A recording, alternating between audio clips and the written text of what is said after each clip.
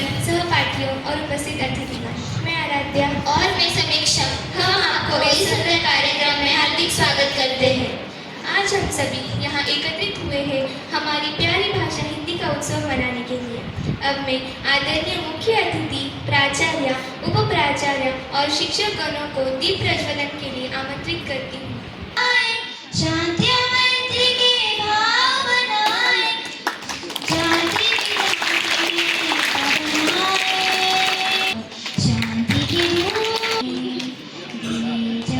फैलाए सभी राष्ट्रों में शांति की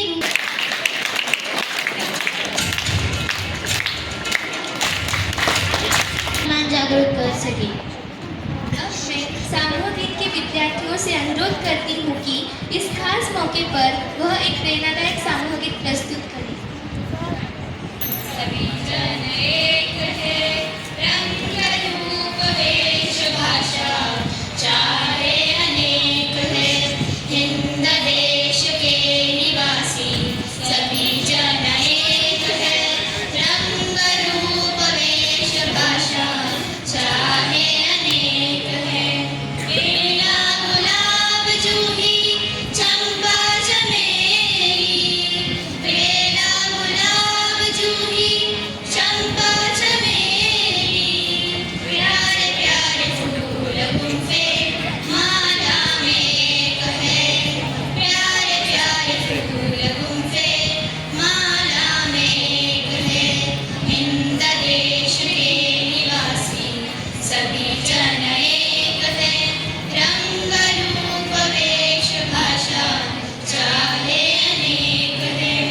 कोयल की कूक प्यारी, पपीहे की टेर न्यारी, कोयल की कूक प्यारी, पपीहे की टेर न्यारी, गा रही तराना बुलबुल राग मगर एक है, गा रही तराना बुलबुल राग मगर एक है, हिंद देश के निवासी सभी जन एक है, रंग रूप वेश भाषा चाहे अनेक है।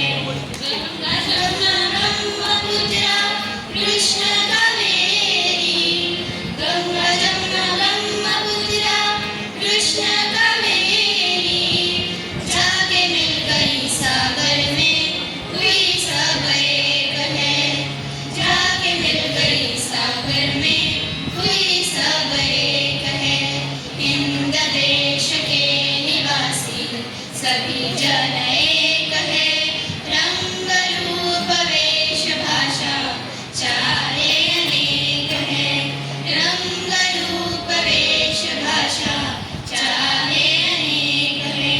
हमारे कार्यक्रम की रूपरेखा जानने के लिए श्रेया को मंच पर आमंत्रित करना चाहूंगी। प्रभात माननीय मुख्य अतिथि, प्राचार्य, उप प्राचार्य, आदरणीय शिक्षकगण और मेरे प्यारे दोस्तों को मेरा सादर प्रणाम। 14 सितंबर हिंदी दिवस की आप सभी को ढेर सारी शुभकामनाएं। मैं इस कार्यक्रम की सूची बताने वाली हूँ। सबसे पहले अतिथि परिचय, हिंदी भाषा का महत्व और उद्देश्य पर भाषण, कविता गायन, जुबानी कठिन पहेलियाँ, नारों को प्रस्तुत करना, रोचक पहेलियाँ, मजेदार चुटकुले, हिंदी भाषा पर नृत्य, साक्षात्कार आनंद लेना, अतिथि का भाषण और अंत में धन्यवाद प्रस्ताव। आप सभी को मेरे तरफ से हिंदी दिवस की ढेर सारी शुभकामनाएं। धन्यवाद। मैं हमारे आदरणीय अतिथि का परिचय देने के लिए हर्षदा को आमंत्रित करती हूँ। सुप्रभात। आज हिंदी दिवस के कार्यक्रम में हमारे बीच उपस्थित अतिथि, इनका परिचय मैं आपको देना चाहूँगी। प्राध्यापक डॉक्टर जितेंद्र पीताम्बर पाटिल सर, हिंदी विभाग, संगमनेर महाविद्यालय। उनकी शैक्षणिक अर्हता MA, MEd, PhD हिंदी विषय में, BGJ, B.Liv साइंस, DSL, वाणी सर्टिफिकेट कोर्स रेडियो जॉकी के लिए किया है। 24 वर्ष का अध्यापन अनुभव संगमनेर महाविद्यालय में। हिंदी विभाग में गत 13 साल से अध्यापन कार्य विविध राष्ट्रीय अंतर्राष्ट्रीय हिंदी संगोष्ठियों में सक्रिय सहभाग है। विविध विषयों पर आलेख किया है। प्रस्तुत विविध राष्ट्रीय अंतर्राष्ट्रीय हिंदी पर पत्रिकाओं में अब तक 25 लेख प्रकाशित हुए हैं। विविध हिंदी काव्य पाठ एवं काव्य गोष्ठी में सक्रिय सहभाग है। धुले आकाशवाणी पर 11 वर्ष का निवेदक रेडियो जॉकी के रूप में कार्य अनुभव उन्हें है। मराठी फिल्म छीन चिक छीन में सुप्रसिद्ध अभिनेता भरत जाधव एवं दिलीप प्रभाकर इनके साथ सावकार के रूप में अभिनय भी किया है।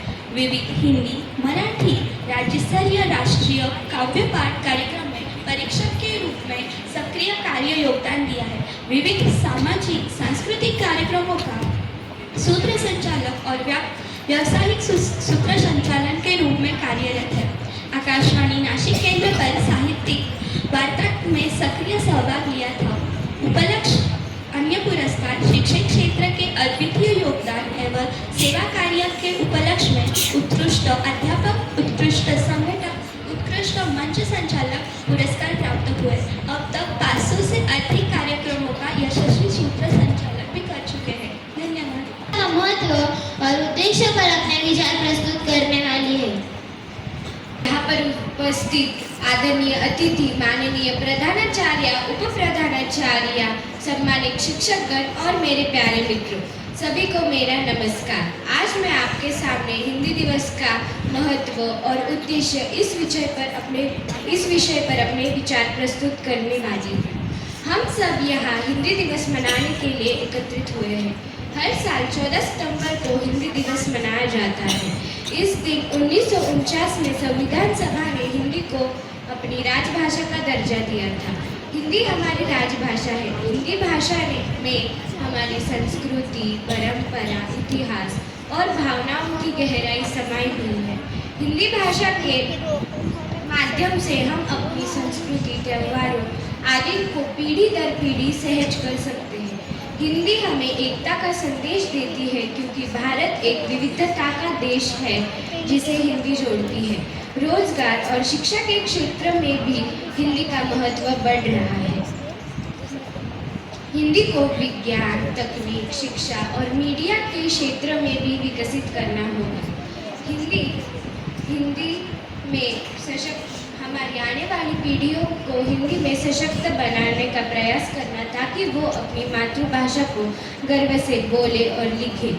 आज अंग्रेजी का प्रभाव बढ़ रहा है, लेकिन हमें ये याद रखना चाहिए कि हिंदी हमारी मातृभाषा है और इसका सम्मान करना हमारा कर्तव्य है। अंत में मैं बस यही कहना चाहूँगी कि हिंदी केवल एक संवाद का माध्यम नहीं, बल्कि हमारी आत्मा का हिस्सा है। इसे हमें समर्पण भाव से अपनाना चाहिए और इसके विकास में हमारा योगदान देना चाहिए। धन्यवाद। थोड़ी सी सराहना, तालियों की गूंज, यही है सबसे प्यारी दुआ। वाह वाह वाह वाह। अब मैं हिंदी को राष्ट्रभाषा का दर्जा मिलना और महात्मा गांधी जी का योगदान पर अपने विचार प्रस्तुत करने के लिए गौरी को मंच पर आमंत्रित करती हूँ। अस्य उपस्थित माननीय अतिथि, आदरणीय प्राचार्य, उप प्राचार्य, सम्मानित शिक्षकगण तथा मेरे प्रिय साथियों को मेरा सादर प्रणाम। मैं आज आपके सामने हिंदी को राष्ट्रभाषा का दर्जा और महात्मा गांधी जी का हिंदी प्रति योगदान इस विषय पर अपने विचार प्रस्तुत करने जा रही हूँ। जरा सोचिए, अगर हमारी जिंदगी से हिंदी भाषा निकाल दी जाए तो क्या होगा। मम्मी भूख लगी है, इसके जगह हम कहना पड़ेगा mother I am feeling hungry. सुनने में थोड़ा अजीब सा नहीं लग रहा, इसलिए तो हम आसान भाषा हिंदी का प्रयोग करते हैं। यह दिन केवल एक भाषा का उत्सव नहीं, बल्कि हमारी सांस्कृतिक पहचान और एकता का प्रतीक है। हमारा देश विविधताओं का देश है। यहाँ सैकड़ों भाषाएं और बोलियां हैं, फिर भी हिंदी को भारत की राष्ट्रभाषा का दर्जा प्राप्त है। हिंदी भाषा केवल संवाद का माध्यम नहीं, बल्कि हमारी सांस्कृतिक विरासत और पहचान भी है। राष्ट्रभाषा के रूप में हिंदी का महत्व। हिंदी ने भारत को एकता की दिशा में जोड़ा। यह देश के विभिन्न भागों में लोगों के बीच आपसी संबंध और भाईचारे का फूल है। सरकारी कामकाज, शिक्षा, प्रशासन और साहित्य में हिंदी का उपयोग बढ़ा। महात्मा गांधी जी का योगदान। महात्मा गांधी जी ने हिंदी को राष्ट्रीय एकता का माध्यम बताया। वे कहते थे, यदि भारत को एक राष्ट्र बनाना है तो उन्हें हिंदी को अपनाना होगा। महात्मा गांधी जी ने हिंदी को सरल और सबकी पहुंच में लाने के लिए प्रयास किया। का यह विचार था कि हर भारतीय अपनी मातृभाषा में सोच सके और बात कर सके। उन्होंने हिंदी को बढ़ावा देने के लिए अनेक आंदोलन चलाए और जन जागृति का कार्य किया। महात्मा गांधी जी ने यह सिखाया कि भाषा केवल शब्द नहीं बल्कि भावनाओं का माध्यम है। उन्होंने हिंदी को प्रचार प्रसार से देशवासियों को जोड़ा और हमें गर्व महसूस करवाया कि हमारी भाषा समृद्ध और विश्व स्तर पर प्रतिष्ठित हो। अंतिम में यही कहना चाहूँगी कि हमें अपनी मातृभाषा हिंदी को सम्मान देना चाहिए। हम सबको मिलकर हिंदी भाषा का प्रचार प्रयास करना चाहिए ताकि यह आने वाली पीढ़ियों के लिए उज्जवल भविष्य का पहचान बने। धन्यवाद। का सुंदर प्रभाव होता है। तो आइए तालियों की गूंज के साथ स्वागत करें सिद्धि और रेणुका का, जो अपनी मनमोहक कविता से हम सबके हृदय को छूने वाली। राष्ट्रभाषा हिंदी भाषा राष्ट्र की भाषा, प्रजातंत्र के शास्त्र की भाषा, देवनागरी लिपि में बसा जन जन के मन की अभिलाषा। हिंदी भाषा राष्ट्र की भाषा, प्रजातंत्र के शास्त्र की भाषा, भारत की सारी भाषाएं इस भाषा की बहनें हैं, इस भाषा की बहनें हैं। मुकुट राष्ट्रभाषा का सर पर शोभित इसके गहने हैं, शोभित इसके गहने हैं। पढ़े वही जो लिखे, सुने वही जो लिखे, ये विशेषता हिंदी ने पाई है। संपूर्ण राष्ट्र के जनमन में हिंदी से एकता आई है। हिंदी भाषा राष्ट्र की भाषा, प्रजातंत्र के शास्त्र की भाषा, विश्व के सारे ज्ञान है इसमें, जन जन के मन यही रमी। मृदुल प्रतीक संगीत भरी, मन भावन पावन प्रीत भरी। हिंदी भाषा राष्ट्र की भाषा, प्रजातंत्र के शास्त्र की भाषा। धन्यवाद। रवानी है, तालियां बजाइए दोस्तों, यही तो असली निशानी है। वाह राजा, क्या बात कही है। अब हम अपने कार्यक्रम में थोड़ी मजेदार चुनौती लेकर आ रहे हैं। जीभ अमेठुआ खेल मतलब टंग ट्विस्टर। तो तैयार हो आप? तो तैयार हो आप? तो मैं आपको इसके नियम समझाती हूँ। हम इन्हें 3 बार दोहराएंगे, आपको इन्हें लगातार 5 बार बोलना है।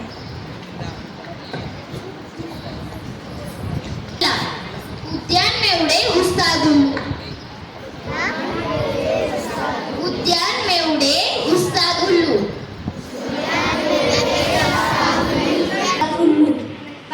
उड़े उस्ताद उल्लू, उद्यान में उड़े उस्ताद उल्लू, उद्यान में उड़े उस्ताद उल्लू।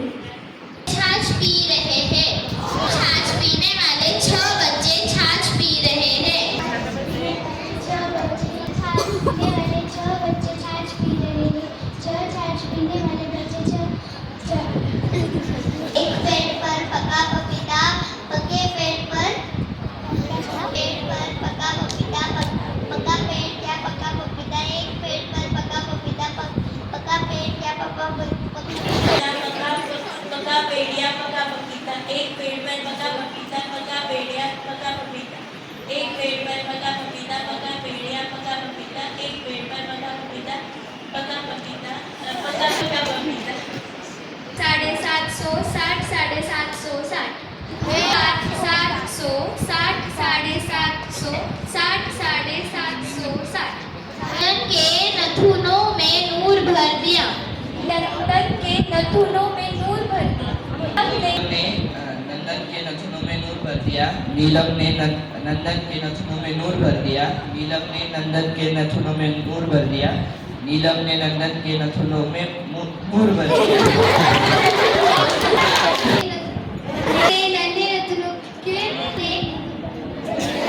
नंदन के नथुनों में नूर भर दिया। नीलम ने नंदन के नथुनों में नूर भर दिया। नीलम ने नंदन के नथुनों में नूर भर दिया। नीलम ने नंदन के नथुनों में नूर भर दिया। नीलम ने नंदन के नथुनों में नूर भर दिया। भाषा की ताकत देखने का समय आ गया। आइए कक्षा 8वीं के छात्रों को मंच पर बुलाते हैं, जो शानदार स्लोगन के जरिए हमें हिंदी की शान से परिचित करें। हिंदी हमारी पहचान है। एक ही जान, हिंदी से हिंदुस्तान। हिंदी मेरा अभिमान है, हिंदी मेरे चेहरे की मुस्कान है। भारत माँ की शान हिंदी, हम सबका अभिमान है हिंदी। हम भारतीय सभी भाषाओं का करते हैं सम्मान, पर हिंदी है हम सबकी पहचान।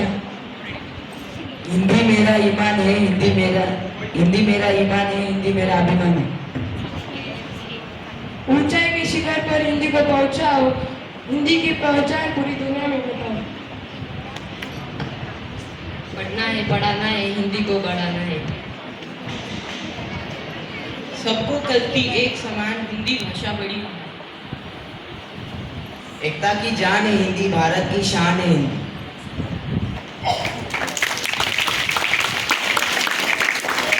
सबके सामने कुछ मजेदार पहेलियाँ लेकर आई हूँ। हिंदी की मिठास सिर्फ कविता और कहानी में ही नहीं बल्कि पहेलियों में भी छुपी है। तो आइए आज हम सब मिलकर इन पहेलियों का आनंद लेते हैं। पहेलियाँ शुरू करने से पहले मैं आप सबको कुछ नियम बताना चाहूँगी। हर पहेली को मैं 2 बार दोहराऊंगी, फिर आप सबको मजा नहीं आएगा और अच्छे से सुन सके। सभी विद्यार्थी ध्यान से सुनेंगे और शांति बनाए रखेंगे। इससे हर छात्र और छात्रा पहेलियों का पूरा आनंद ले पाए। और सबसे खास बात, ये सारी पहेलियाँ हमारी प्यारी हिंदी भाषा से जुड़ी है। तो शुरू करें?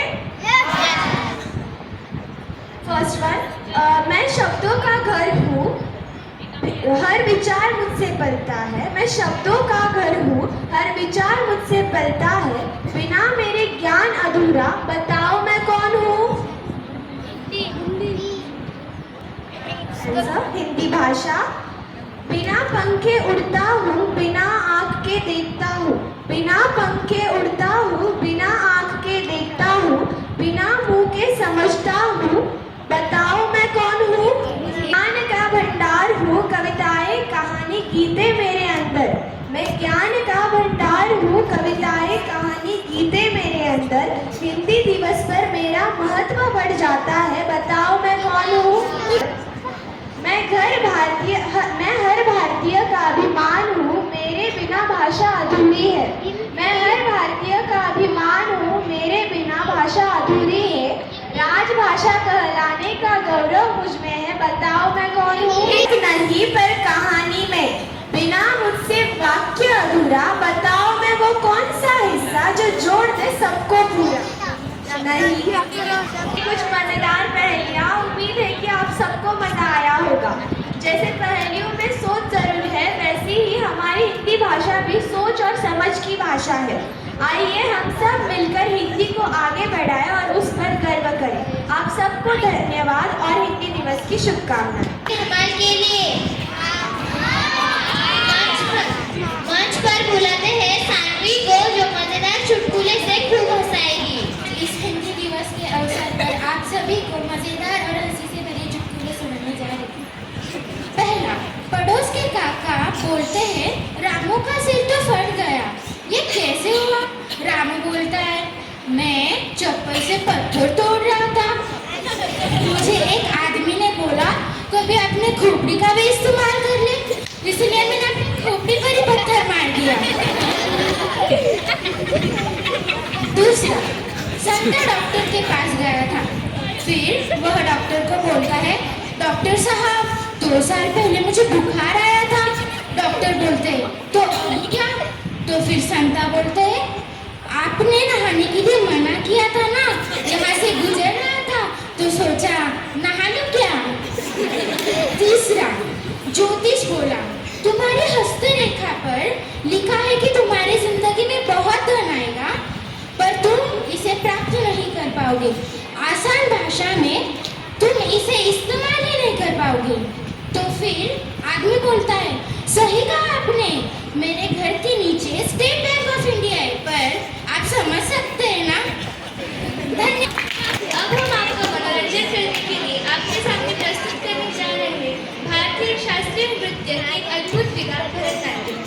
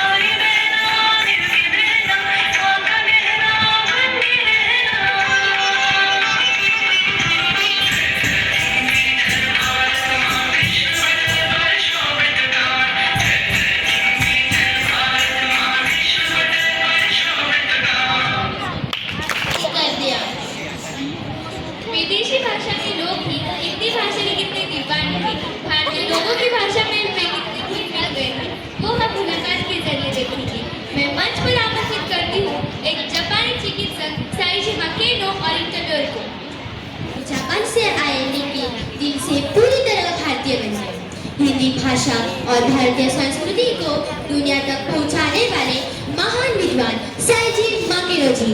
तो जोरदार ताली से उनका स्वागत कीजिए। आदरणीय माकिनो जी, मंच पर आपका हार्दिक स्वागत। ओहायो, वाताशी no namae wa Saiji Makino देsu। इसका अर्थ मेरा नाम साईजी माकिनो। माकिनो जी, आप कुछ अपने बारे में दो शब्द बताना चाहेंगे? जरूर। मेरी जिंदगी एक ऐसी यात्रा रही है जिसमें मैंने बहुत सारी चुनौतियों का सामना किया। मैंने शुरुआत की, बहुत सारी खोजें की, लेकिन भारत ने मुझे अपनाया, मेरी पहचान को एक नया रूप दिया। आज मैं केवल जापान से आया व्यक्ति न हूँ कि दो देशों की कहानी का एक हिस्सा बन चुका हूँ। बहुत ही अच्छा।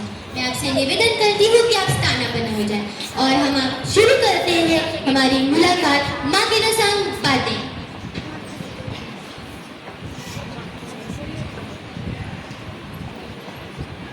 तो माकिनो जी, मेरा आपसे पहला सवाल ये है कि कृपया हमें अपने जन्म और बचपन के बारे में बताएं। तो दोस्तों, मेरा जन्म 11 फरवरी 1924 को जापान में हुआ। बचपन में मुझे किताबें पढ़ने का बहुत शौक था। मैं बहुत किताबें पढ़ता था। बहुत ही बढ़िया। मेरा आपसे अगला सवाल, भारत आने की प्रेरणा आपको कहाँ से मिली? भारत आने की प्रेरणा महात्मा गांधी और आचार्य विनोबा भावे, उनके विचारों ने मुझे अंदर से प्रेरित किया। उन्होंने मुझे प्रेरित किया कि मैं भारत आऊँ, उनके आदर्शों को नज़दीक से देखूँ और उनका मैं अनुभव करूँ। वाह, कितने ही अच्छे विचार हैं। मेरा आपसे अगला सवाल, भारत आकर सबसे पहली दिक्कत आपको क्या हुई और आपने हिंदी भाषा को कैसे सीखा? सबसे पहले मैंने हिंदी भाषा कैसे सीखी? उन दिनों जब मैं सेवाग्राम में था, वहाँ के प्रेसिडेंट आर्य नायक थे। उन्होंने आगरा से एक प्रशस्त और एक अच्छे हिंदी शिक्षक को मेरे पास भेजा था। मुझ जैसे विदेशी के लिए हिंदी भाषा सीखना आसान काम नहीं था। मुझे खराब उच्चारण के लिए बहुत डांट पड़ती। कभी पानी चाहिए था तो मैं पानी चाहिए था बोलती थी। लोग मुझ पर बहुत हंसते, पर मैंने धीरे धीरे करके अपनी मेहनत और लगन से हिंदी भाषा पढ़ना और लिखना सीखी। तो दोस्तों, हमें इनके जवाब से ऐसा संदेश मिलता है कि अगर हमें कुछ पाना हो तो बहुत मेहनत करनी पड़ती है। तो मेरा आपसे अगला सवाल ये है कि सेवाग्राम आश्रम में आपका अनुभव कैसा था? वो अनुभव तो मेरे लिए अविस्मरणीय था। वहाँ का अनुशासन, वहाँ का सेवा भाव और सादगी ने मेरे जीवन की दिशा ही बदल दी। मुझे एक नए रास्ते पे ले। बहुत ही बढ़िया। मेरा अगला सवाल, आपने हिंदी साहित्य में कौन कौन से किए? मैंने भगवती चरण वर्मा की चित्रलेखा और महात्मा गांधी के आत्मचरित्र को जापानी में अनुवाद किया। वो पुस्तक बहुत अच्छी है, आप जरूर पढ़ें। वाह, भारत में रहते हुए आपको कौन कौन सी चीजें पसंद आई? भारत हो और चाय का नाम ना हो, ऐसा तो हो ही नहीं सकता। भारत की चाय और मेहमान नवाजी मुझे बहुत अच्छी लगती है। मैंने एक बात देखी है दोस्तों, जब भी हम जापान में किसी के घर जाते हैं तो वो ओहायो कह के हमारा स्वागत करते हैं, पर जापान में भारत में अगर हम किसी के घर जाते हैं तो उनका सबसे पहला सवाल होता है, आप चाय लेंगे? तो क्यों ना इसी बात पे चाय हो जाए? जरूर।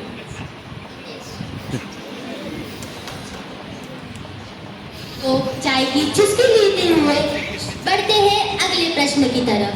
तो मेरा आपसे अगला सवाल ये है, जापान में हिंदी की स्थिति क्या है? जापान में भारतीय और हिंदी भाषा का बहुत सम्मान किया जाता है। जापानी लोग भी तो हिंदी सीखते हैं और भारतीय लोग भी जापानी सीख रहे हैं। पहले तो सारे जापानी कलकत्ता में ही पाए जाते थे, अब तो पूरे विश्व में फैल चुके। अरे वाह, ये तो बहुत अच्छी बात है। तो मेरा अगला सवाल, जैसे आपको चाय पसंद है तो आपके व्यक्तिगत शौक भी होंगे? हाँ, मुझे बागवानी का विशेष शौक है। उससे मुझे शांति और सुकून प्रदान होता है। देखो दोस्तों, इनके बहुत ही अच्छे शौक है, नहीं तो आजकल के लोगों को सिर्फ मोबाइल और टीवी के ही शौक है। हमें भी कुछ इनसे सीखना चाहिए। मेरा आपसे अंत और आखिरी सवाल ये है, कोई ऐसी बात जो अपने पाठकों से कहना चाहेंगे? हाँ, मुझे हमेशा इस बात का खेद रहता है कि जितना मैंने भारत का नमक खाया है उतनी उसकी सेवा नहीं कर पाया। मुझे हमेशा मेरा हमेशा यही मानना है कि हिंदी भाषा का सम्मान कीजिए और अपनी मातृभाषा को गर्व से बोलिए। और मैं विद्यार्थियों से एक बात और कहना चाहूँगी, पढ़ाई के साथ साथ चाय नाश्ते का भी मजा लीजिए, इससे ही जीवन का असली संतुलन है। माकिनो जी जापान से भारत आए और हिंदी भाषा तथा करेंगे कि जीवन भर इसे फैलाने का काम किया। हम साईं जी माकिनो जी का दिल से धन्यवाद करते हैं जिन्होंने हमें इतना प्रेरणादायक संदेश दिया। आशा है कि आप सबको यह इंटरव्यू पसंद आया होगा। धन्यवाद। विचारों को हम बेसब्री से इंतजार कर रहे थे। हमारे आज के मुख्य अतिथि को मैं मंच पर बुलाना चाहती हूँ। बहुत अच्छा लगा यहाँ आकर। सबसे पहले आज हिंदी दिवस के उपलक्ष्य में उपस्थित सभी को मेरी ओर से हार्दिक शुभकामनाएं देता हूँ, बधाई देता हूँ। और सबसे पहले मुझे आज इस अमृत वाहिनी आपके इंटरनेशनल स्कूल में आकर सबसे अच्छा क्या लगा होगा तो मुझे पूरे भारत के दर्शन हुए इन बच्चों में। इन बच्चों के लिए जोरदार तालियां होनी चाहिए।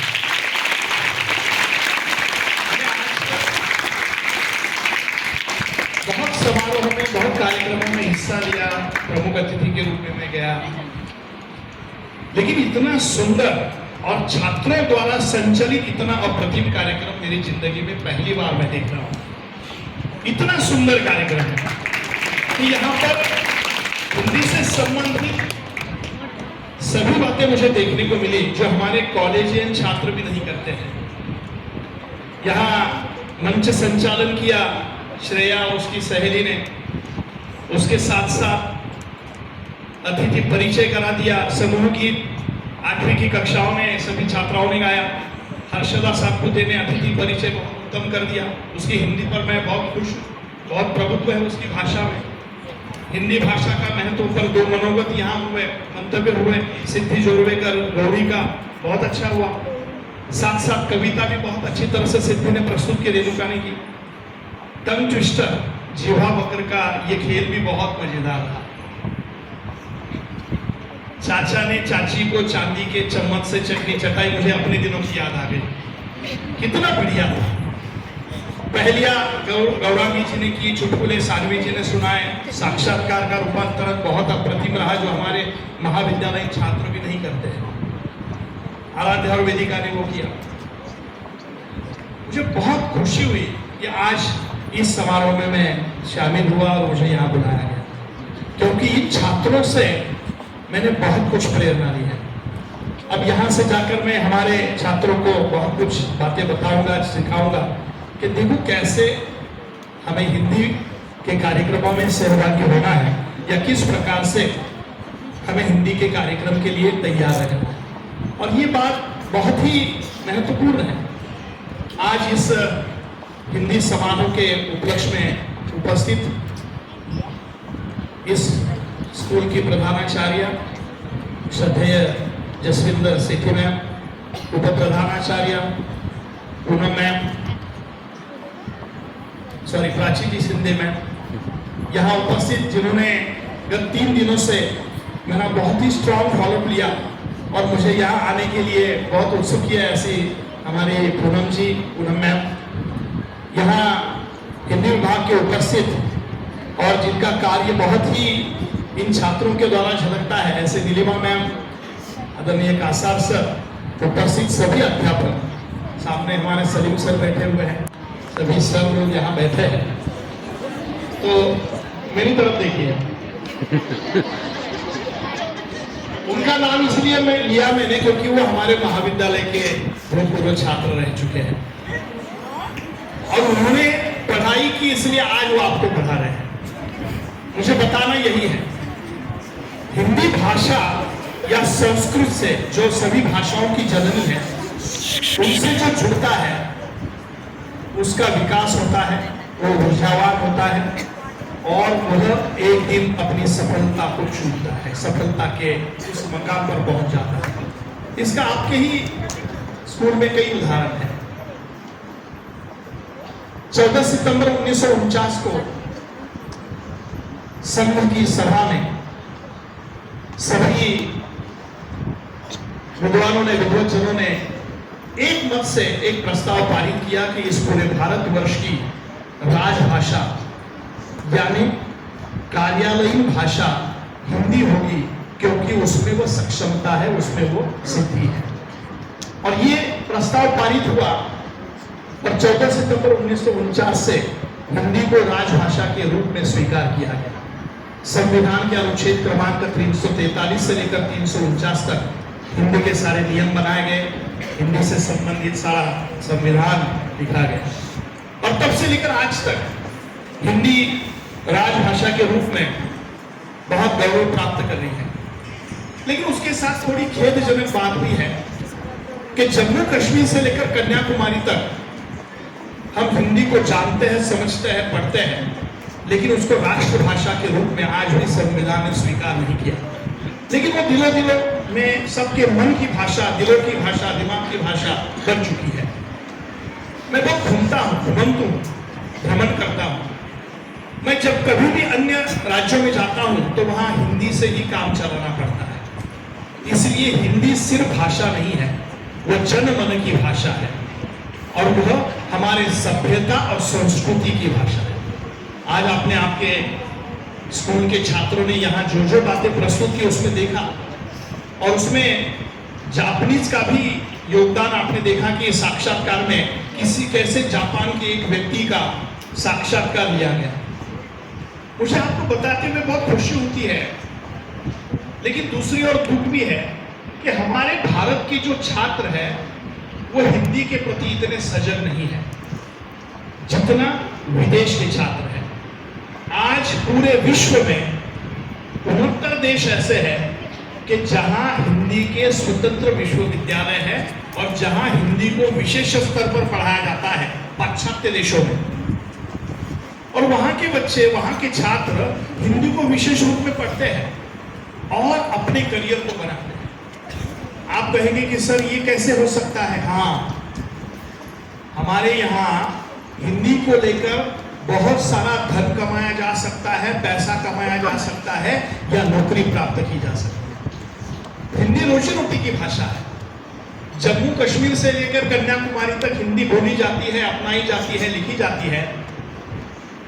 हमारे ही शहर में जब किसी कोने में आप जाते हैं तो आंध्र या कर्नाटक के अन्ना या केरल के जब आप पाते हैं तो यहाँ पर 10 बाय 10 का छोटी सी दुकान लगाते हैं और पंचर के टायर की दुकान लगाते हैं। वो अपने रोजी रोटी की भाषा के रूप में हिंदी को अपनाते हैं। हालांकि उनके राज्यों में हिंदी को विरोध हो रहा है, वो राजनीतिक स्वार्थ है, उसको छोड़ दीजिएगा, हमें उससे कुछ लेना देना नहीं। उनको ऐसा डर है कि हिंदी को अपना लिया तो हमारी भाषाओं का महत्व कम होगा। लेकिन हिंदी सर्वसमावेशक भाषा है। क्या क्या बनाने आए थे, क्या क्या बनाए बैठे हैं, क्या क्या बनाने आए थे, क्या क्या बनाए बैठे हैं। कहीं मंदिर बना बैठे, कहीं मस्जिद बना बैठे। अरे हमसे तो अच्छी है उस परिंदे की जाति जो कभी मंदिर पर जा बैठे, कभी मस्जिद पर जा बैठे। कैसा भाषा को, प्रादेशिकता के पक्ष को लेकर विरोध करना उचित नहीं है। हिंदी तो सर्वसमावेशक है। जब हमें आजादी का आंदोलन छेड़ा गया और उसमें आजादी को, स्वतंत्रता प्राप्ति के लिए देशभक्तों पर जो जुनून सवार था, तो उस जुनून को निर्माण करने का या ऊर्जा निर्माण करने का काम अगर किसने किया होगा या हमें भारत देश को आजादी अगर किसी भाषा के द्वारा मिली होगी तो वो मात्र हिंदी है। हिंदी थी, इसलिए महात्मा गांधी कहते हैं कि बिना राष्ट्रभाषा के राष्ट्र गूंगा है। उसको अपनी राष्ट्रभाषा चाहिए। देखिए बाहर के देशों में जब उनके राष्ट्राध्यक्ष या राष्ट्रपति या उनके अध्यक्ष जब आते हैं तो वो कौन सी भाषा में बात करते हैं? उनकी भाषा में बात करते हैं। अब हमारे महामहिम प्रधानमंत्री जी मोदी साहब भी इसी प्रकार से जब कहीं अन्य देशों में जाते हैं तो किस भाषा में बात करते हैं? हिंदी में बात करते हैं। ये बड़ी गौरव की बात है। तो हमें छात्र होने की दृष्टि से क्या करना चाहिए? छात्र होने के नाते क्या करना चाहिए? क्योंकि हिंदी भाषा क्या है? मैं राष्ट्रगान के मस्तक पर सदियों से अंकित बिंदी हूं। मैं सबकी जानी पहचानी भारत की राष्ट्रभाषा हिंदी है। जन्म में उसको स्वीकार करिए, भले ही संविधान ने उसको स्वीकार नहीं किया हो या राजनीतिक स्वार्थांतता के कारण उसको दूर कर दिया हो, लेकिन आज भी हिंदी राष्ट्रभाषा बनने के लिए काबिल है, सक्षम है। और उस दृष्टि से आज हमारी सभ्यता की, हमारी संस्कृति की या हमारे सारे गौरव की भाषा अगर कोई होगी तो वो हिंदी है। और उस दृष्टि से हमें ये बात बहुत अच्छी तरह से समझनी चाहिए। आज क्या हो रहा है, भाषिक भारत का सबसे असली पहचान क्या है? तो भारत की सबसे असली पहचान यह है कि भारत बहुभाषिक देश है और उस दृष्टि से भारत में कई भाषाएं हैं, लेकिन हर भाषा का अपना महत्व है, वैसा हिंदी का भी महत्व है। मैं ज्यादा आपसे कुछ बड़ी बातें नहीं करूंगा, लेकिन आपके छात्रों ने जो जो बातें यहाँ बताई हैं वही बातें आप तक पहुंचाने की कोशिश करूंगा कि यहाँ अभी आपके जो छात्र हैं उन्होंने ये बात क्यों यहाँ प्रस्तुत करना चाहिए या क्यों की कर पाए वो, इसका मुख्य कारण यह है क्योंकि उन्होंने पढ़ा है, उन्होंने किताबों से दोस्ती की है। जो किताबों से दोस्ती करता है, जो कुछ पढ़ता है, उसका विकास हमें अवश्य होता है। हिंदी भाषा का भी ऐसा है, हिंदी एक आदर सूचक भाषा है। देखिए, आप अन्य भाषाओं की तुलना में नहीं करना चाहूंगा। आपकी किसी एक छात्रा ने कहा कि अंग्रेजी में कैसा है और मराठी में कैसा है। अंग्रेजी में यू कहते हैं, मराठी में तू कहते हैं, लेकिन एकमात्र हिंदी भाषा ऐसी है कि जिसमें एक आदर है। छोटे बच्चों को भी बुलाना होता है तो उसको कहा जाता है कि बेटा आप यहाँ आइए, उसको भी आदर दिया जाता है, आप कह के बुलाया जाता है, फिर चाहे वो छोटा हो या बड़ा हो। उसमें एक सादगी है, उसमें एक जीवंतता है, उसमें एक इस प्रकार का स्नेह है कि वो हिंदी भाषा से जब जुड़ जाता है तो उसका विकास होता है। देखिए, आपके घर में दादा दादी है कि नहीं है? नानी है, नाना है, दादा है, दादी है। बहुत सारे बच्चों के दादा दादी नाना नानी ज्यादा पढ़े नहीं होंगे या हिंदी से उनका कोई वास्ता नहीं रहा होगा, बराबर। लेकिन फिर भी वो जब टीवी के सामने बैठते हैं और जब कोई हिंदी फिल्म लगती है या हिंदी कोई सीरियल मालिका चलती है तो उनके समझ में आता है क्या? आता है। उन्होंने हिंदी में पढ़ाई की है क्या? नहीं है, लेकिन फिर भी अनपढ़ व्यक्ति भी हिंदी को समझ पाता है। इसका कारण है कि हिंदी हृदय की भाषा है, हिंदी दिल दिमाग की भाषा है। मेरी माँ इतनी पढ़ी लिखी नहीं है, लेकिन फिर भी वो जब टीवी देखती है और कोई फिल्म चलती है या मालिका चलती है तो मैं उसको पूछता हूँ कि क्या समझ रहा है आपको? बोले हाँ हाँ सब समझ रहा है। तो वो बताती है कि क्या क्या चल रहा है, क्या क्या नहीं है। हिंदी भाषा में वो ओज है, वो प्रसाद है, वो माधुर्य है कि जिससे जो जो उससे जुड़ता है उसका उत्कर्ष होता है, उसका विकास होता है। और शायद इसीलिए हिंदी भाषा एक अपना गौरव लेकर पूरे देश को गौरवान्वित कर रही है। किसी भी देश के लिए सबसे तीन बड़ी चीजें क्या महत्वपूर्ण होती है, या उस देश की पहचान उन तीन चीजों से, तीन तत्वों से होती है। पहला है जो हर सुबह आप स्कूल में आने के बाद गाते हो, क्या है? राष्ट्रगीत। वेरी गुड, बहुत अच्छे, राष्ट्रगीत है। दूसरा है राष्ट्रध्वज, जो 15 अगस्त, 26 जनवरी, 1 मई को हम उसको झंडे को फहराते हैं या उसको सलामी देते हैं। और तीसरी बात है, तीसरा तत्व है राष्ट्रभाषा। हमें अभिमान होना चाहिए, हमें फख्र होना चाहिए। जैसे हम राष्ट्रगीत का सम्मान करते हैं, जैसे हम राष्ट्रध्वज का सम्मान करते हैं, उसी प्रकार से राष्ट्रभाषा का सम्मान करना भी हमारा जिम्मा है, हमारा अधिकार है। और इसलिए हिंदी भाषा की दृष्टि से आज यहाँ बहुत सारी बातें कही गई, बहुत सारी बातें मैंने देखी, मैं बहुत भावुक हो गया। विशेष करके मैं यहाँ हिंदी की अध्यापिका नीलोमा मैम कासार सर का अभिनंदन करना चाहूंगा। एक बार जोरदार उनके लिए तालियां बजाइए।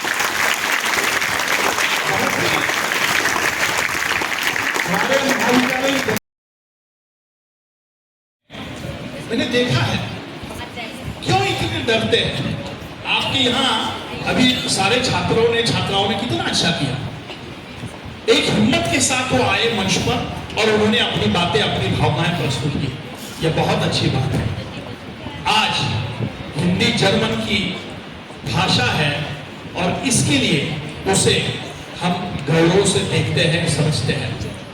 इसी हिंदी से जब हम जुड़ते हैं, अब ये हिंदी जो है वो आपको ऐसा लगता है, मन में ऐसा डर होता है आपके कि हिंदी बोलते बोलते कहीं अचानक मराठी का शब्द आ गया तो आने दीजिए। मैं भी देहाती छात्र था, मालेगांव तहसील के मेरा गांव है और वहां से मैं धुलिया पढ़ने के लिए गया। मैं जब विषय स्तर पर पढ़ाई के लिए मैंने सोचा कि कौन सा विषय लूं, तो मैंने हिंदी लिया। मेरे सारे दोस्त मुझे हंसने लग गए, अरे यार हिंदी लेकर क्या करेगा, पगला है ये, हिंदी लिया है। पूरे 1 साल तक मेरी आलोचना करते रहे, लेकिन आज हिंदी के कारण मैं जिस पद पर हूं और जितने पैसे कमा रहा हूं, वो मेरा अभिमान करते हैं, मेरा फख्र करते हैं। ये सिर्फ हिंदी के कारण है। क्योंकि जो छात्र हिंदी के साथ जुड़ता है ना, उसका उत्कर्ष होता है। मैं हिंदी के साथ जुड़ा, मेरा उत्कर्ष हुआ। आप भी जब हिंदी भाषा से जुड़ेंगे तो आपका उत्कर्ष होगा। उसके लिए आपको पढ़ना आवश्यक है।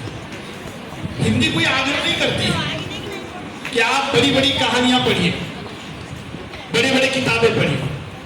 हमारे हिंदी साहित्य में जितने भी कहानीकार, उपन्यासकार, साहित्यकार हुए, उनके योगदान के कारण आज हिंदी को सिर्फ भारत में नहीं, विश्व में पहचाना जाता है। मतलब किसी समीक्षक या आलोचक ने तो ऐसा कहा है, आचार्य रामचंद्र शुक्ल, डॉक्टर नगेंद्र जी या डॉक्टर भगीरथ मिश्र ऐसा कहा है कि अगर हिंदी साहित्य को विश्व साहित्य से निकाल लिया गया तो भारत की पहचान खत्म हो जाएगी। भारत की असली पहचान कौन है? तो हिंदी साहित्य है। उसमें प्रेमचंद है, उसमें सूरदास है, उसमें मीरा है, उसमें कबीर है, उसमें रहीम है, उसमें रसखान है। आप सोचिएगा कि एक देहाती आदमी जिनका नाम था मुंशी प्रेमचंद, जिनका असली नाम है धनपत राय मिश्र, आपको शायद मैडम ने बताया होगा आपके, प्रेमचंद का मूल नाम है धनपत राय मिश्र, लेकिन वो उर्दू में लिखते थे नवाब राय से इस नाम से, और हिंदी में लिखते थे मुंशी प्रेमचंद इस नाम से। तो एक आदमी 300 कहानियां लिखता है, 300, और 300 कहानियों की एक भी कथा एक जैसी नहीं है, एक भी पात्र एक दूसरे जैसा नहीं है, सब अलग है। और एक देहाती आदमी ऐसा कर सकता है, तो हम आप सब लोग क्यों नहीं? हिंदी भाषा की जो कहानियां आपने बचपन में पढ़ी, अब भी पढ़ रहे हैं। आपको कहानी पसंद है ना? कहानी पसंद है कि नहीं आपको? मैं कहानी सुनाने वाला हूँ, बस एक 5 मिनट लेता हूँ। मैं कहानी सुनाने वाला। हम पहले कहानियां पढ़ते थे, मैं भी बचपन में कहानियां पढ़ता था। मुझे कौन सी कहानी पसंद आती थी? एक था राजा, एक थी रानी, दोनों मर गए, खत्म, है ना? कहानी ऐसी होती थी पहले, जिससे मनोरंजन होता था।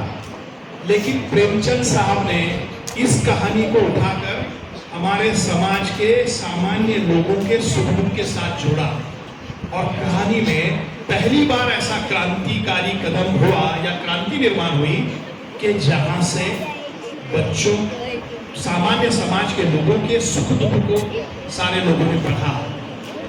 इसलिए प्रेमचंद की कहानियां बहुत चाव से पढ़ी जाती हैं। आप भी उसी प्रकार से इस साहित्य से या छोटी छोटी कहानियों से परिचित होना चाहिए या रूबरू होना चाहिए। हिंदी कोई शुद्धता का आग्रह नहीं करती है। मैंने अभी कहा कि अगर गलतियां होती है तो होने दीजिए, मेरी भी बहुत गलतियां होती थी। मैं दुनिया के बहुत नामचीन जैन महाविद्यालय में पढ़ता था, और 2य वर्ष कला में जब मैं छात्र के रूप में काम करता था तो मैं बहुत पढ़ता था, और जब मुझे ऐसा मौका मिलता था मंच पर आने का, तो मैम पूछती थी, हमारी वर्मा मैडम थी, पूछती थी किसको करना है, तो मैं हाथ ऊपर कर देता था, और मंच पर जाकर ऐसे जो डायस होता था वहां पर जाकर बहुत सारी गलतियां कर देता था। हिंदी बोलते बोलते मराठी बोलने लग जाता था। सारे हंसते थे, मुझे समझ में नहीं आता था, लेकिन फिर से मैं याद आता था, अरे मैं तो मराठी बोल रहा हूँ, फिर से हिंदी में जुड़ जाता था। फिर 2-4 वाक्य हिंदी के बोलने के बाद फिर से मराठी वाक्य आ जाता। ऐसा होता है। आपको यकीनन पता नहीं होगा कि अगर आपने हिंदी को महाराष्ट्र में विशेष स्तर पर पढ़ाई की तो सरकार आपको छात्रवृत्ति देती है, शिष्यवृत्ति देती है हर हिंदी पढ़ने वाले छात्रों, क्योंकि ये हमारा महाराष्ट्र जो है ये हिंदी प्रदेश है, और यहाँ हिंदी को विशेष स्तर पर पढ़ने वाले बच्चों को, स्कूल के बच्चों को भी हिंदी की छात्रवृत्ति मिलती है। ये आपको लेनी चाहिए। हिंदी का कोई आग्रह नहीं की शुद्धता है, हिंदी ने अपने सारे द्वार खोल दिए हैं, और इसलिए आज विश्व में सबसे ज्यादा शब्द भंडार अगर किसी भाषा के पास होगा तो हिंदी के पास है। और इसी कारण आज हिंदी पूरे विश्व में जानने वाले पहचानने वालों की संख्या दूसरे पायदान पर है। मतलब हिंदी भाषा पूरे विश्व में दूसरे नंबर पर बोली जा रही है, समझी जा रही है, लिखी जा रही है। क्योंकि हिंदी ने क्या किया है, देखिए मजेदार बात बताता हूं।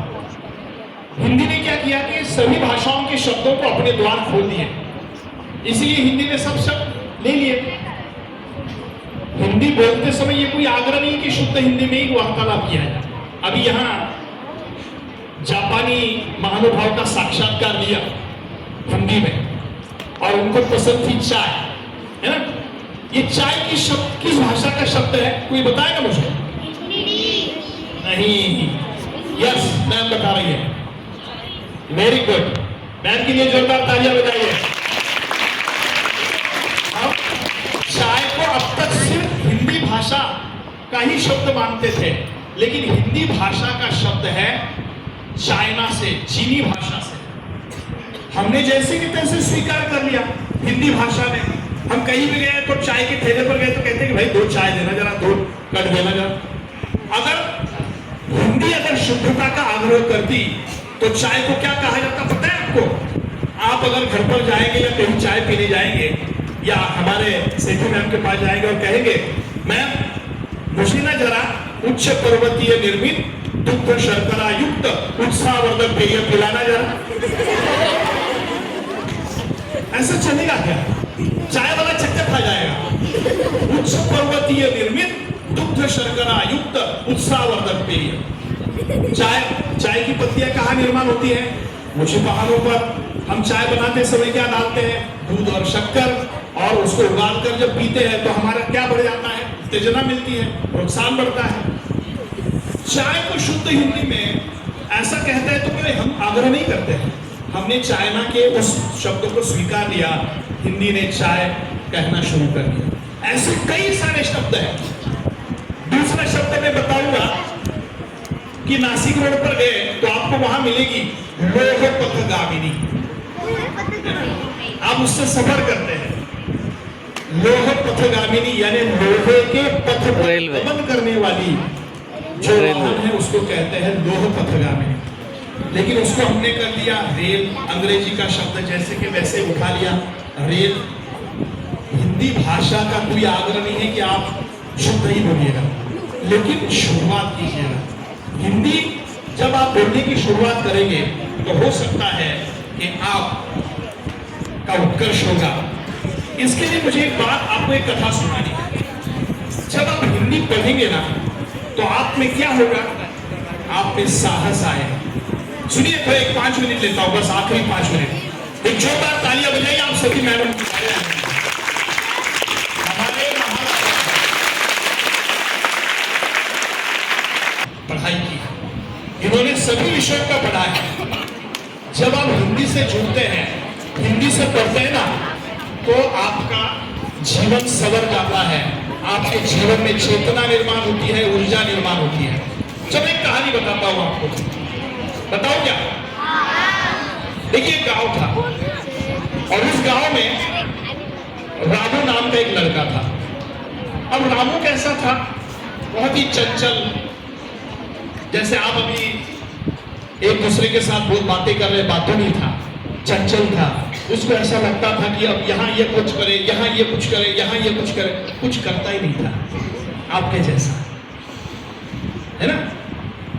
उम्मीद तो बहुत थी लेकिन कुछ करता नहीं था, हमेशा परेशानी में दिखाई देता था। तो पढ़ाई किताबों से बिल्कुल उसका वास्ता नहीं था, बहुत दूर दूर तक वास्ता नहीं था, कोई रिश्ता नहीं था, पढ़ाई से भी नहीं, पढ़ने से भी नहीं और किताबों से भी नहीं। तो हमेशा सोचता था आपके जैसा कि पढ़कर क्या मिलेगा। आप भी सोचते ना कभी, क्या वो मैथमेटिक्स की मैडम है यार, इतना लिखने के लिए देती है, क्या वो अंग्रेजी की मैडम है, हिंदी की मैडम है, इतना होमवर्क देती है, पढ़कर क्या होगा। रामू भी आपके जैसा ही सोचता था कि पढ़कर किसका भला हुआ, इसलिए वो नजरअंदाज कर देता। उसी गांव के पास रामू के गांव के पास एक बहुत बड़े ज्ञानी साधु थे और एक दिन क्या होता है कि उस ज्ञानी साधु के साथ रामू की मुलाकात हो जाती है। रामू उनसे मिलने जाता है और रामू को वो साधु जी पास बुला लेते हैं और कहते हैं कि बेटा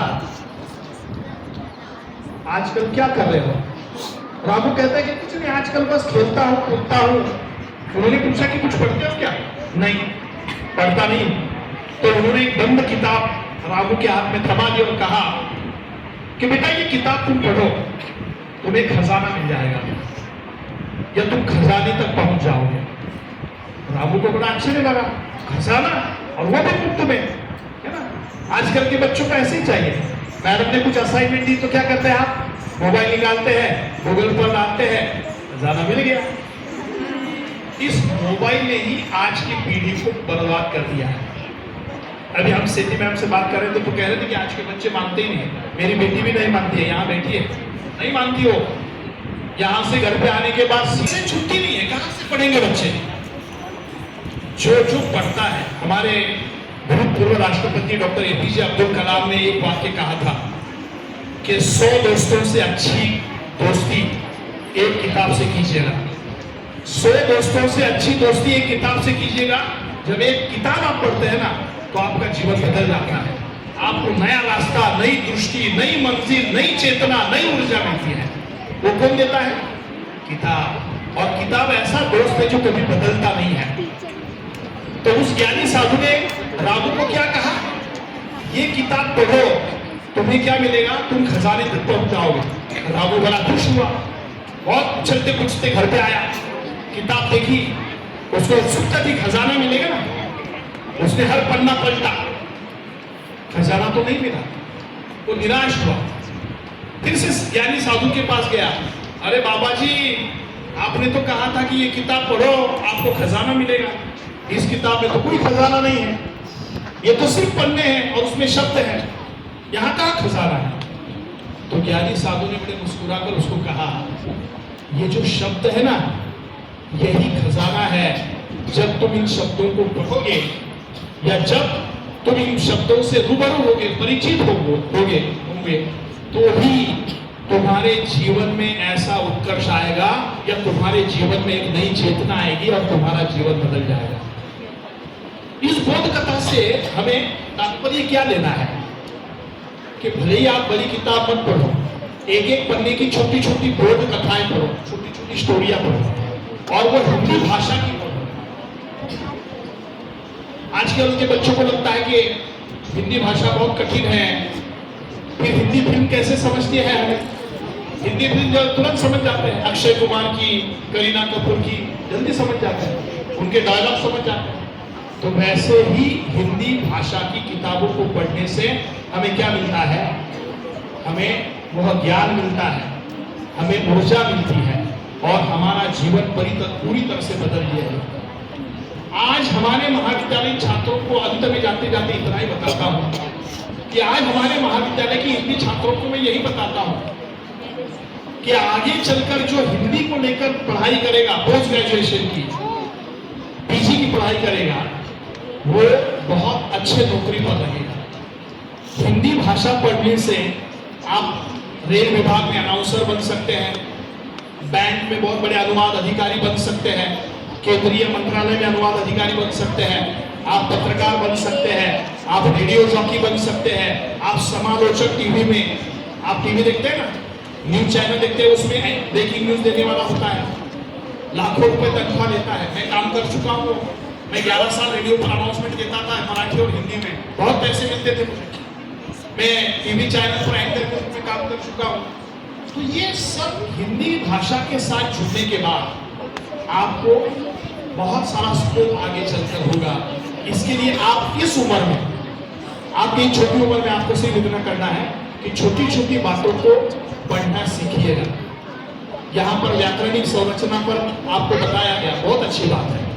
हिंदी व्याकरण इस विश्व की भाषाओं का सबसे आसान व्याकरण है और इसके लिए हिंदी भाषा आज पूरे देश में नहीं, पूरे विश्व में यहाँ गौरवान्वित हो रही है। आज पाश्चात्य देशों के छात्र द्विभाषिक के रूप में काम कर रहे हैं। वो भारत में आकर किस भाषा में पढ़ रहे हैं? हिंदी भाषा में पढ़ रहे हैं। तो हम भारत में रहकर हिंदी भाषा को क्यों न पढ़े? आपने अगर हिंदी भाषा की पदव्युत्तर स्तर पर पढ़ाई की और 6 महीने का अगर आपने पाश्चात्य भाषा का डिप्लोमा किया, फॉरेन लैंग्वेज डिप्लोमा किया, तो आप प्रदेश में जाकर काम कर सकते हैं। सिर्फ इतना करना है। हमारे प्रधानमंत्री, महामहिम प्रधानमंत्री जब वहां पाश्चात्य देशों में जाते हैं या बड़े बड़े लोग जाते हैं, तो उनके साथ दो चार अगल बगल में लोग होते ना, वो कौन होते पता है क्या? दुभाषी होते हैं। वो क्या करते हैं? हमारे प्रधानमंत्री हिंदी में बात करते हैं, वो दुभाषी हिंदी में सुनता है, और जापानी जिस देश में जाएंगे, जर्मन में जाएंगे, जापान में जाएंगे, फ्रांस में जाएंगे, चाइना में जाएंगे, तो उस भाषा में वो उनको वो बात के ट्रांसलेट करके बताता है। एक तो प्रधानमंत्री के साथ घूमने का मौका मिलता है, ऊपर से बहुत शानो शौकत में रहने का मौका मिलता है, दूसरी पैसा बहुत आता है, सारी फैसिलिटीज होती है। तो ये सिर्फ किसके कारण होता है? हिंदी भाषा के कारण। तो इसीलिए दोस्तों, हिंदी भाषा मनुष्य को मनुष्य के साथ जोड़ने वाली भाषा है, मानवीयता को निर्माण करने वाली भाषा है। और इसलिए हिंदी भाषा के साथ हमारा रिश्ता कैसा है? तो एक माँ के रिश्ते समान है। तो मैथिली शरण गुप्त अंत में इतना ही कहता हूं कि मैथिली शरण गुप्त कहते हैं कि सब कुछ छूट जाए, सब कुछ छूट जाए, मैं अपनी भाषा नहीं छोड़ूंगा। सब कुछ छूट जाए, मैं अपनी भाषा नहीं छोड़ूंगा। यह मेरी माँ है, मैं उससे नाता कैसे तोड़ूंगा। आज यहाँ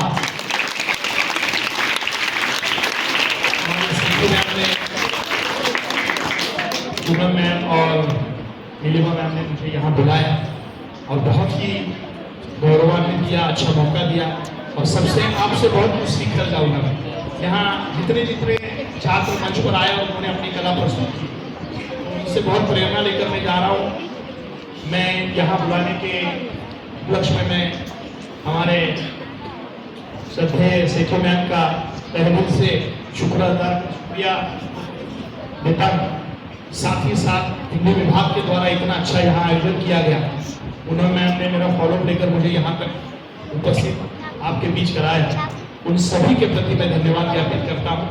यहाँ बैठे हुए सभी अध्यापकों ने भी मुझे सुना, उनके प्रति धन्यवाद ज्ञापित करता हूँ, खास करके आप सभी। मैं ऐसा समझता था कि मैं बोलने में बहुत माहिर हूँ और मैं बाहर बोलने के एंकरिंग करने के, हिंदी भाषा में एंकरिंग करने के बहुत पैसे लेता हूँ, मैं प्रोफेशनल एंकर हूँ संगम में। तो मुझे ऐसा लगता था कि बोलना बहुत आसान है, लेकिन आपके सामने बोलना आसान नहीं है। इन सबको सैल्यूट करता हूँ, मेरा पसीना छूट रहा है। कॉलेज के बच्चों के सामने बोलना बहुत आसान है मैम, लेकिन छोटे बच्चों के सामने बोलना बहुत मुश्किल है, क्योंकि इनकी मानसिकता को उस धरातल पर जाकर पढ़ाना ये यही लोग कर सकते हैं। एक बार जोरदार इनके लिए तालियां होना।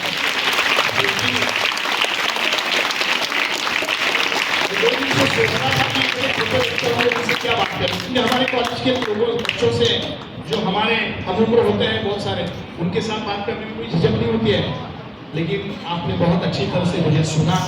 सिर्फ एक बात मेरी ध्यान रखिएगा जाते जाते, कि आपको आज से हम ये प्रतिज्ञा करते हैं कि नीलिमा मैम को हम ये आश्वासन देते हैं, कासार सर को आश्वासन देते हैं कि सर हम रोज हिंदी भाषा के किसी कहानी का, किसी कविता का एक पन्ना जरूर पढ़ेंगे, क्योंकि जब कविता से आप जुड़ते हैं तो आप में चेतना भर जाती है, किसी कहानी से आप जुड़ते हैं तो आपको एक नई ऊर्जा मिलती है। तो आप रोज एक पन्ना पढ़ेंगे और अपना खुद का उत्कर्ष आप खुद करेंगे। यहाँ बुलाया उसके लिए धन्यवाद ज्ञापित करता हूँ। मैं मेरे शब्दों को पूर्ण विराम देता हूँ। धन्यवाद।